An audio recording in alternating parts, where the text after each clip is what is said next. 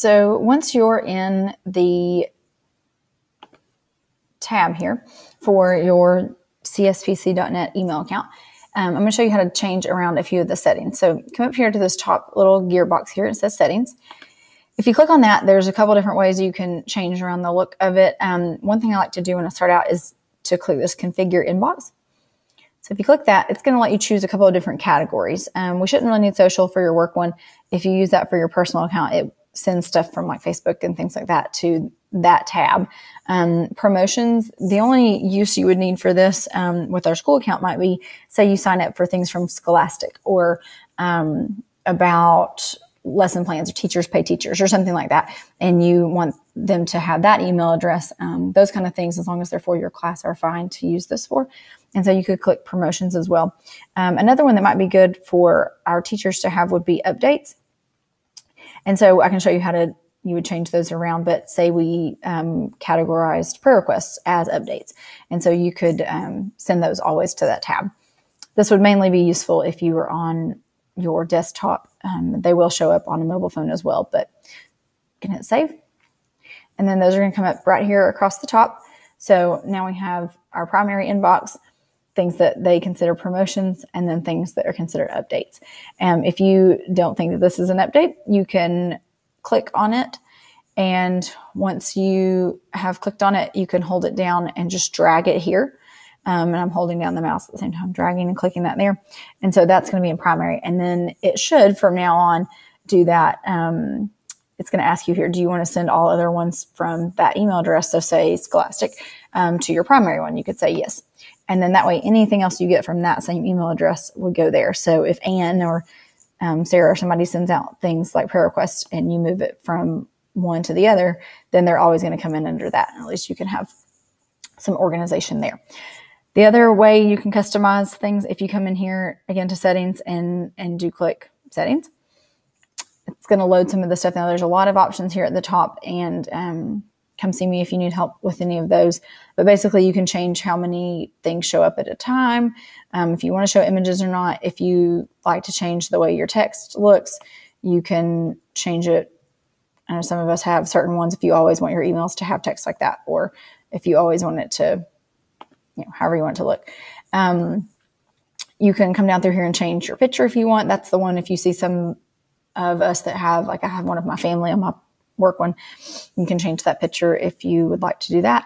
And then this is an email signature. So we often use those. I know we use them in the office a lot, but you're welcome to use one of those as a teacher. So you could sign it. Jennifer Sanjinas, pre-K teacher. And then you would not want to put your phone number down there because we're not allowed to give those out, but you can change your name around and make it fancy and different color and whatever. So feel free to do that there. And if you don't want a signature, you just leave that as no signature, but that will show up at the bottom of your emails automatically. The last little thing that you might need that could be helpful would be this vacation responder. I'm sure you guys have gotten those from plenty of people before, but if you just turn it on, you can tell it for how many days. If you are going to be out a week or so and parents are going to be emailing you, this might be a really great thing to do, to set the first day, the last day, subject, I'm on vacation, message, please contact the office if you have any questions during the time that I'm out. I'll see you back on the 13th or whatever. Just make sure anything that you've changed on this whole section here, you have to hit save changes at the bottom of the thing. A couple other things in the settings here, labels. These are really helpful as well. This shows which ones you can see and which ones you can hide. So if I don't ever really, this is down here on the side here, I see more. If I don't want to see this thing that says chats, that's just not important to me. I can tell it to hide or to show. Right now it's clicked on show, and so now it's gone. If I did not want my drafts to show, I could hide them and show them back again. So there's options for that. And then this section down here for categories, that would be the thing across the top that you could show if you didn't want to hide those. And then labels, lastly, here at the bottom, these would be really great to have. So you can create a new label. We could call this you could just call it fall 2015, maybe for this semester. And you could create that. If you had another one that said Monday, Wednesday, Friday, 2015 to 2016, and you could then nest this label under fall 2015. If you need to change the name of that, actually this one would be better instead of fall to just call it 2015, 2016 school year. And then so we have our Monday, Wednesday, Friday, and then we can create one more that would be Tuesday, Thursday, 2015 to 2016. And again, nest that label under the main school year. So we've got 3 different labels there. And that part has no save option. Those are just saved as they go. And so over here on the left, now you have a category for that. And I'll show you how to put emails into that in just a second. If you go to inbox next, you can select which kind you want. This is one of my favorite features. I use a lot, actually. It's really helpful. But I like to have my unread emails first. So what happens a lot of times, and this sample account is not the best one to see, but if you have a ton of emails and you find one and it still says you have one left and you go back page after page after page and you just can't find it, setting this setting would fix that for you. So I select my unread ones first. You could also have priority ones, things that you change around, but unread first is just really helpful for me. And then it'll show you the second thing you want, everything else. The second thing you want could be, show the next 50 things. And those are going to be ones that you've already read, you've already opened. And then you could change the ones, which thing here comes up first, depending on what you do. The next tab over would be accounts. You shouldn't need anything else here other than send mail as. You shouldn't need this while you work here. If you just use Google on its own, you can choose to send it from another email address that you own and be able to, as you're writing an email, tell it it's coming from this email address or this email address without you having to actually log in and out of a different one. Filters and blocked addresses, that shouldn't be a big deal, as well as the forwarding. You shouldn't be needing to forward any emails to anything else while you're here.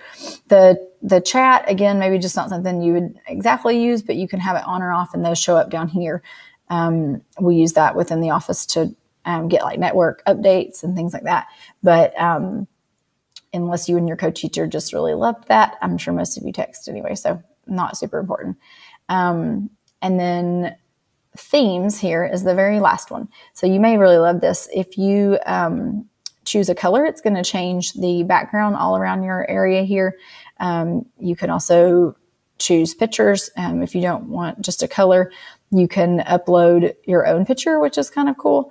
You can, here if you click custom, so there's all these other different pictures that they have for you. You can do my photos, and that's things that you have on your computer. You can upload a photo. We're going to go featured. We'll select this one and say select.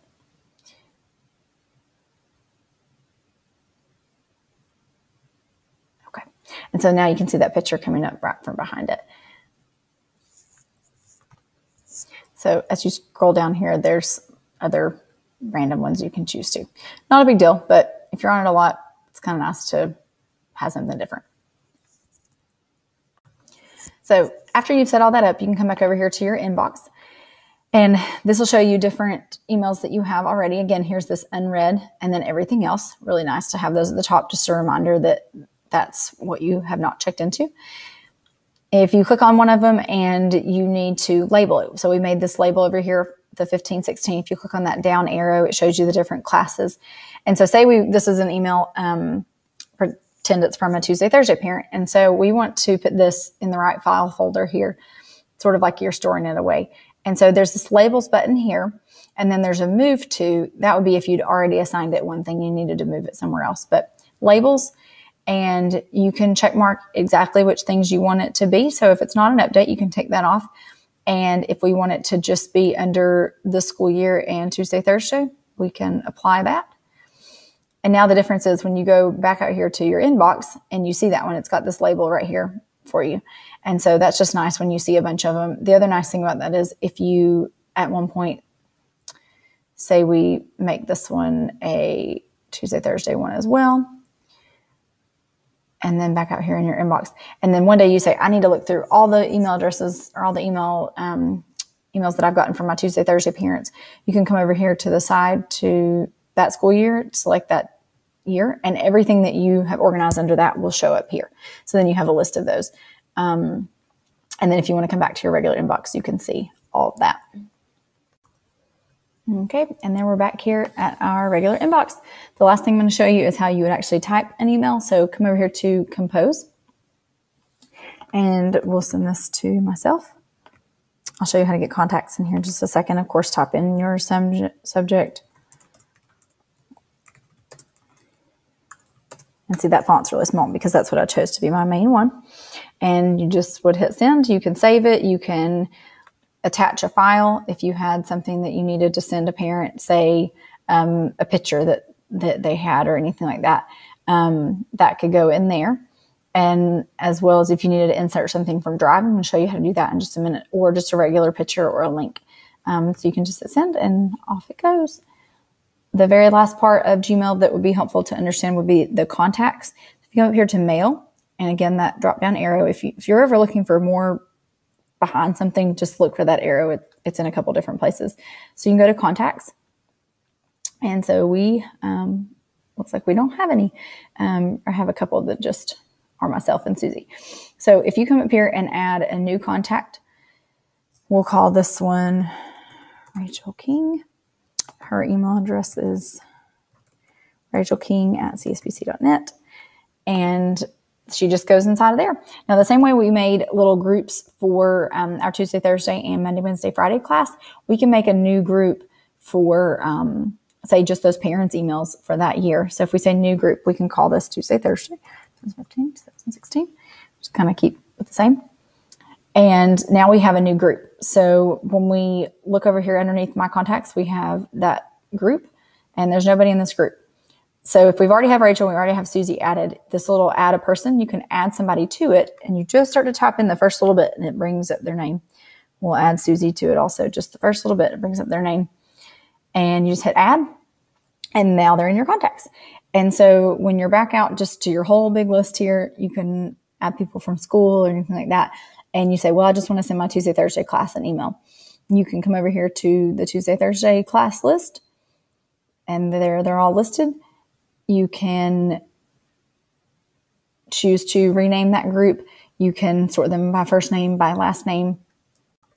And then if you're needing to send them an email, you can select this little check mark right here, and that'll select everybody. Or if you just want to do a couple, so if you had a few more here, and you could choose just those few. But once you select that little checkbox, these other options come up right in here. And so we can add more people. We can change these people over to be in another group. So right now, those are my contacts in this. But say you selected these two people, and you also wanted them to go into Monday, Wednesday, Friday. You can tap that in if it was one of the choices, or you can create new Monday, Wednesday, Friday, 2015, 2016. And say, okay. And so now those people are in both of them. So there's Rachel and Susie. There's Rachel and Susie. And again, when you check mark them, these extra options come up. The mail here would be, you would email that whole group. So if you, again, your classes, that would just be the best application for that. But if you had a certain group of teachers you were in a Bible study with or something like that, and then these groups can be removed later on. So you want to send an email, and then they're both in there. The only disadvantage to emailing them like this is when I click this, they come up in the to section, which it's not a policy necessarily to have to do a blind carbon copy, but that's typically what we would use. Just that way they can't see each other's email addresses and start sending each other party invitations or things like that. They want to get that list from the people who are okay to have their email address shown. And so you can discard this one. Another way to do that would be if you wanted the whole group to get the email. So this would not work if you only needed 4 out of the 5. But if you come back up to contacts and go to mail and compose a new email, if you start out with the blind carbon copy and start to type in the name of your group, so we're going to do, see, I just type in the T, and it pulls up that Tuesday, Thursday, 15, 16, and it already shows me 2 of the people, which that's all we have in it for this test one. But I have another one called office or things like that. And so when you select that, it puts them all in there. Again, if you needed to take somebody out, you didn't want this person, you could just delete them. And then go ahead and put your subject and your body there. Okay, so that should get you started using your @cspc.net email address. When you're done with it, you can come up here to the top right, and if you want to hit sign out, you are welcome to. Or again, if it's on your home computer, feel free to leave it open.